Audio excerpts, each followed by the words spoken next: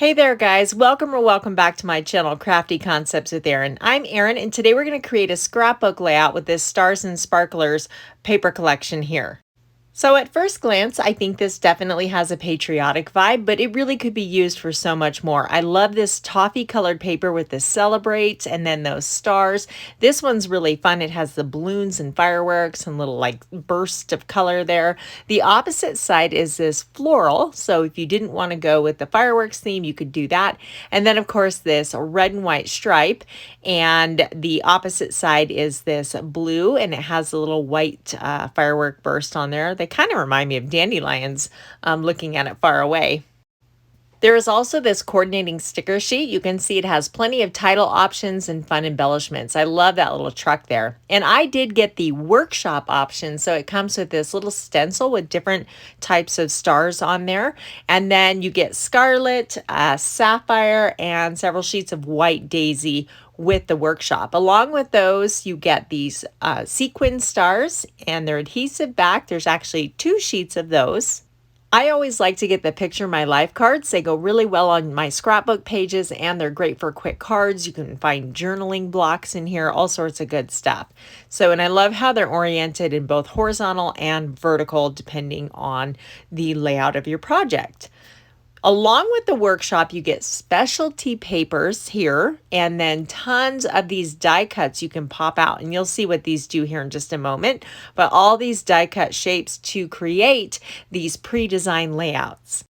These workshops make it so easy to quickly put together some beautiful layouts. There are 3 different double page layouts in this workshop, but you guys know me, I can't help myself and I got to switch things up. So I have these photos. These are taken many years ago, back in 2014, of a pack trip we did in the wilderness, and it was on the 4th of July. So we kind of dressed up our pack string here and we wore red, white, and blue, and it was just really fun.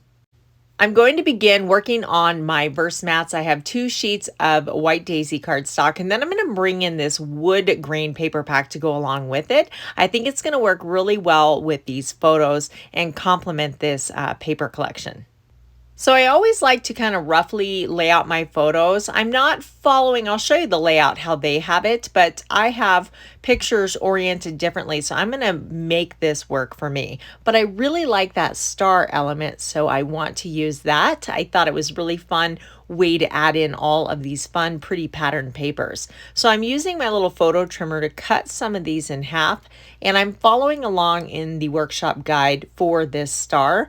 And I like the way they had the colors and patterns placed, so I thought, why change that?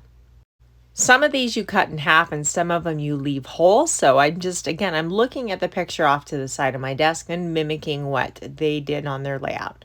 So we almost have these trimmed and then we can place them on the layout here.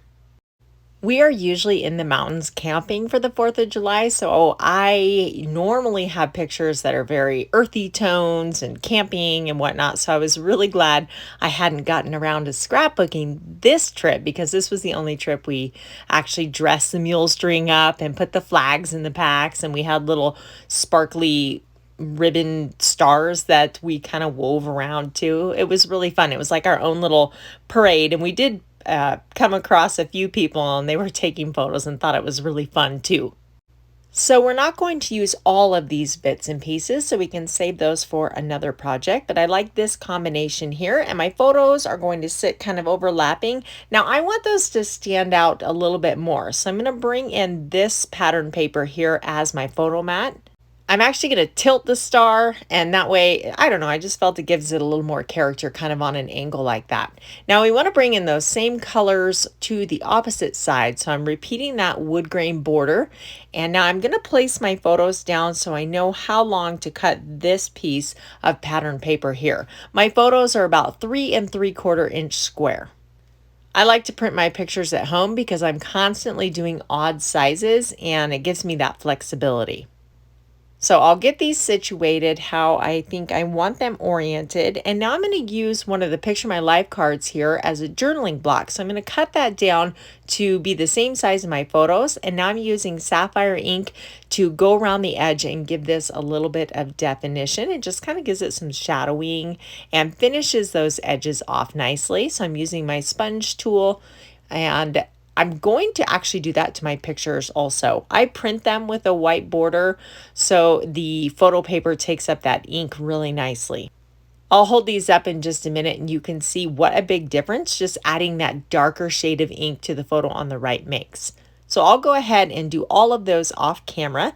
And now I want to bring in more red. So these are zip strips or branding strips off of one of the pattern papers. And I'm going to run those on the bottom, but I don't like that little white space. So I'm going to slide that blue pattern paper down so it's all touching together and overlapping. Just getting my photos situated, and now I want to add some of the stenciling. Now I'm going to use the smaller stars there, and you can see they added it in different places. They actually used texture paste, which is really fun, but I'm just going to use Sapphire ink. I know they used Carolina also, but I wanted to have a darker contrasting blue, so we're going to go with the Sapphire. I'm just putting this down lightly with my sponge tool, being really careful. Some of the stars I want dark and some of them I want kind of faded. So I'm just kind of playing with how, how much pressure I put when I'm inking over each individual star. They are so simple and fun. And so I'm going to put this down so I know where to put it on the top, and we'll add a little bit more stenciling up in that area. I think that's going to look good. And I technically don't need to move that pattern paper, but it's just easier to get it out of my way because I didn't want the stenciling to go on top of that paper. So doing the same process, stenciling is so fun and easy, and it's a great way to add interest to your backgrounds. Stencils are easy to store in the scrapbook room too. They do not take up a lot of space, which is a plus in my book. I can go ahead and get this one adhered into place. I like to slide them under the other paper rather than butting them up together. I just think it looks a little bit nicer. Probably nobody would notice, but it's just something I like to do. So we'll go ahead and get this piece on the bottom here, and I'm going to bring back in my pictures, and then we can start playing with the embellishments. So I realized I want to leave room for another pattern paper star, so I need to slide those photos towards the top. And now this piece I actually cut from that picture my life card I showed in the beginning. I thought this would make a fun little banner element in the upper corner there. And then this is a sticker from the sticker sheet. And then we have a smaller version of that pattern paper star. So just like the other one, I want to go ahead and ink the edges, and then I'm going to put this in the lower right hand corner. Now I want to angle those so they don't quite cover too much of my journaling block. I want it overlapping, but I'm just being cognizant of that. So I'm actually going to turn it just a little bit, and then I'll go ahead and get these adhered into place.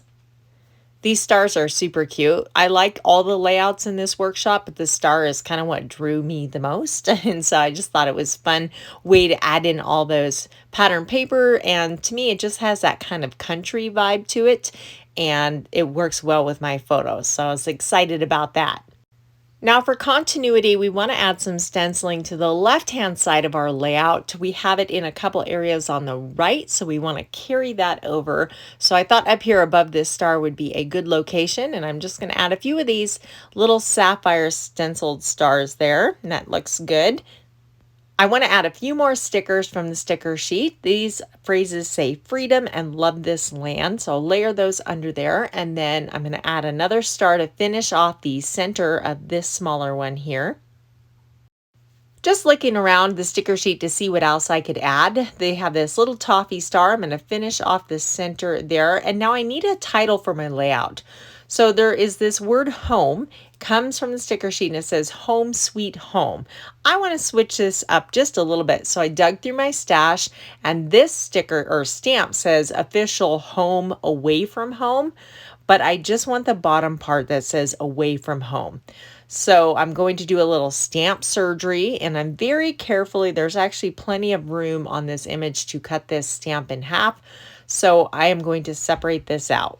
It took me a long time to be comfortable with cutting my stamps, but once I started doing it, it was like very freeing because you can get a lot more mileage out of your stamps by doing that, and they go right back together, so it's not a big deal. I laid it out to see where I wanted the placement to be, picked it up with my acrylic block, and now I'm putting a piece of foam behind my layout to ensure I get a good stamped image. I've inked that up in Sapphire ink, and now give it just a sec to soak into the paper, and that will help you get a better impression when you're stamping. I can go ahead and glue this word home down into place. And I like how we can customize it. I mean, we took home sweet home, just used part of it, and it's home away from home because this is a vacation spot we go to every year. So it truly is a home away from home for my family.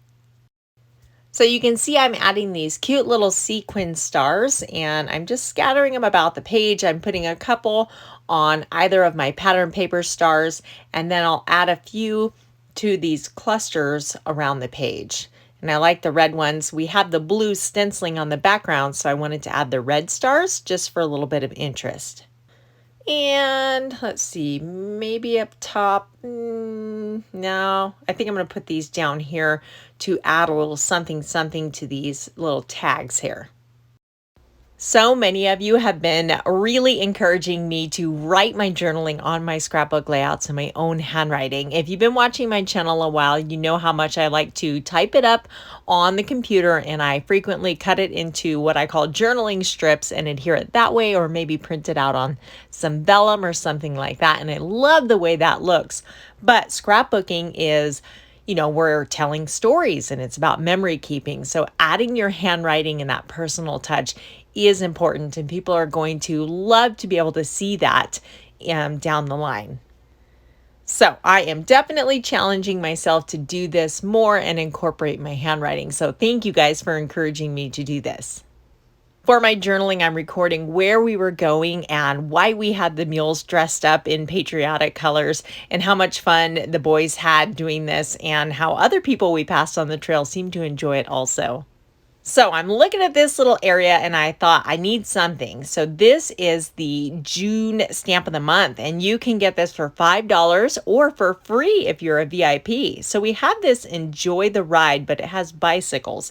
So I'm going to kind of just not ink up the bicycle and use the Enjoy the Ride portion of that sentiment or stamp. So I have a piece of scarlet. We're going to heat emboss. I have my white daisy pigment ink. I went ahead and ran my anti-static powder pouch over that. And sorry, I'm off camera there. I'm just very carefully inking up the Enjoy the Ride portion of the stamp. I don't want the bicycle on there. So I'll go ahead and get this coated in white embossing powder. Now I've tapped that powder off and I'm setting it with my heat gun, and then we are mimicking the little sentiments or word strips on the other side. So we have the same red with the white print. Now I want to trim this down a little bit more, and so I'm just using my little photo trimmer here. These are super handy, and I will cut that down, pop that out. I couldn't quite get it out from under the protective guard, so I used a strip of paper to poke it out. I'm going to put a banner in one end and then trim this down so it looks like it's part of the kit. I'll put this in the lower right hand corner, and that's just what it needed. So I love this stenciling, and this pattern paper star is so fun. I do need to cut that point off so it will fit in my page protector, but I'm really happy with how well this patriotic pack works so well with photos we took in the mountains. It was super easy to customize this layout to make it work for my pictures as well. So as always, everything will be listed in the description box below if you want to check out this kit and all the options.